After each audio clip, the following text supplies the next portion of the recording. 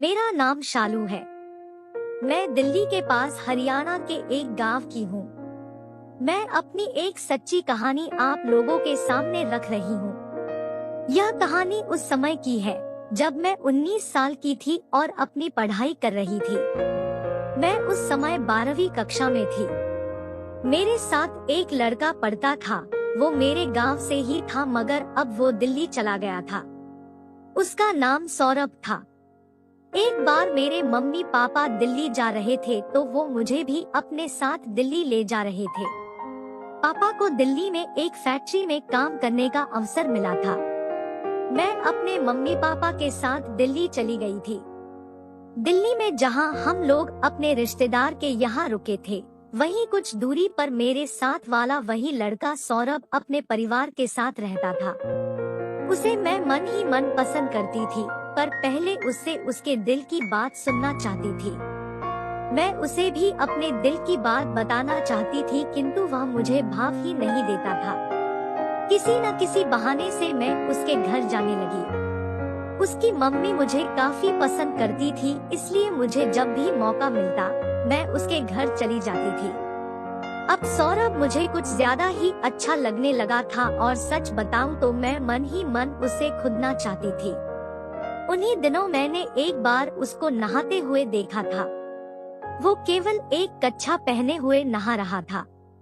उस कच्छे में उसका पप्पू बहुत मोटा दिख रहा था।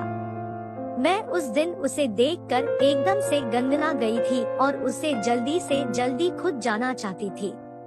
एक दिन मेरी मम्मी को अस्पताल जाना था तो वो पापा के साथ निकल गई और मैं घर पर अकेली रह गई थी। मैंने सोचा कि क्यों ना सौरभ के घर जाया जाए।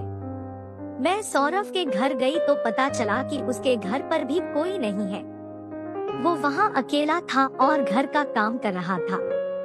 मैं जब उधर पहुँची तो वो कमरे में पोंछा लगा रहा था। मैंने उससे कहा, ला मैं लगा देती हूँ। उसने कहा, नहीं मैं लगा लेता हूँ। मैंने जबरदस्ती की और उसके हाथ से कपड़ा लेकर खुद पोंछा लगाने लगी। उस दिन मैंने लाल रंग का सलवार सूट पहना हुआ था। यह काफी फिट था और इसमें से मेरे संतरे एकदम उठे हुए दिखाई दे रहे थे। मैंने ब्रा भी सिल्की पहनी थी, इसलिए मेरी अंगूर भी साफ दिख रहे थे। अचानक से मैंने देखा कि वो मेरे खुले गले से झांकते हुए मेरे संतरों की तरफ देख रहा था। मैंने उसकी कामुक नजरों को समझ लिया था। मैं तो खुद यही चाहती थी कि वह मुझे खो दे। मैं अब जानबूझकर और ज्यादा झुकने लगी ताकि वह मेरे संतरे ठीक से देख सके। यही हुआ भी, वो मेरे संतरों को वासना से देखने लगा। मेरे मस्त रसीले संतरे को देखने से उसकी पतलून में उसका पप्पू फूलने लगा और मैं उसके उभार को कनखियों से देखने लगी। मैंने उसकी इसी बात का फायदा उठाया कि वो मुझे देखकर कामुक हो रहा है। चूंकि उसके घर पर कोई नहीं था तो मैंने भी उससे आज ही खुदने का मन बना लिया था। कुछ पल के बाद मैंने अपनी कुर्ती को पीछे से थोड़ा ऊपर उठा लिया, जिससे उसे मेरी गामाड का उभार भी दिखने लगे। मैंने देखा कि वह मेरी गामाड को हिलते हुए देखने लगा था और अब वो अपना पप्पू भी सहलाने लगा था। उसे मैंने अनदेखा कर दिया। कुछ पल बाद मैंने उससे पूछा, कोई और काम हो तो बताओ, क्या तुमने खाना खा लिया या अभी बनाना है? मैं बना दूंगी। उसने कहा, नहीं सब काम हो गया है, बस मैं पढ़ने जा रहा था। वह भी 12वीं कक्षा में था। उसने कॉमर्स सब्जेक्ट लिया था। पढ़ाई के बहाने में उससे बात आगे बढ़ाना चाहती थी। मैंने कहा, मैं भी कॉमर्स स्टूडेंट हूँ, क्या तुम्हारी कुछ मदद कर सकती हूँ? उसने मेरे दूध देखते हुए कहा, ठीक है आ जाओ। पढ़ते समय मैंने बार बार उसकी नजरों को देखा। वो मेरी तरफ बार बार घूरे जा रहा था। मैं समझ गई कि आज इसका भी मन चंचल हो रहा है। मैंने अपने दुपट्टे से अपना मुंह पोंछते हुए कहा, आज गर्मी बहुत है। ये कहते हुए मैंने अपना दुपट्टा हटा दिया ताकि वह मेरे रसीले आम देख सके। उसने भी गर्मी का बहाना बनाकर अपनी शर्ट और लुंगी उतार दी। वो मेरे सामने बिना शर्ट के सिर्फ एक बनियान कच्छे में बैठ गया था। मैंने सोचा कि ये उत्तेजित होता लग रहा है, क्यों ना इसको जरा और बढ़ावा दिया जाए। मैं पानी पीने का बहाना बनाकर उठ गई और अपनी कुर्ती को थोड़ा ऊपर उठा लिया, साथ ही जाकर दरवाजा भी बंद कर दिया ताकि कोई अंदर ना आ सके। वो दरवाजा बंद करते देखकर हल्का सा मुस्कुरा दिया। मैं समझ गई कि लड़का रेडी हो गया है। मैं भी पूरे मूड में आ चुकी थी और अब मुझसे इंतजार नहीं हो रहा था। मैं उसके बाजू में बैठ गई और उससे कहा, मैं तुमसे प्यार करती हूँ, मैं तुम्हें बहुत चाहती हूँ, तुमसे अलग नहीं रह सकती। उसने मेरे संतरे देखते हुए कहा, तुम ये क्या कह रही हो? मैंने कभी तुम्हारे बारे में ऐसा सोचा ही नहीं। मैंने अंगड़ाई लेते हुए कहा, तो अब सोच लो।